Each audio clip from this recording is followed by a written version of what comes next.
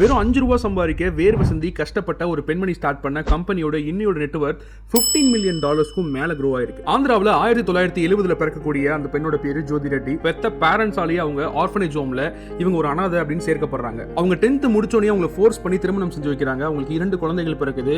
அப்போ அவங்க 2 குழந்தைகளோட வயல்ல வேலை பார்த்துக்கிட்டு அன்னைக்கு அவங்களோட சம்பளம் அந்த வயல்ல வேலை பார்த்ததுக்கு வெறும் 5 ரூபாய் தான். ஆனாலும் வாழ்க்கையில எப்படியாவது ஜெயிக்கணும் அப்படின்னு சொல்லி பண கனவுகளோட லட்சியத்தோட இருந்த ஜோதி ரெட்டி அவங்களுக்கு வாழ்க்கை அவங்களுக்கு ஒரு மிகப்பெரிய திருப்பு முனையை கொடுக்குது. கவர்மெண்ட்ல ஒரு ஸ்கீம் அனௌன்ஸ் பண்றாங்க.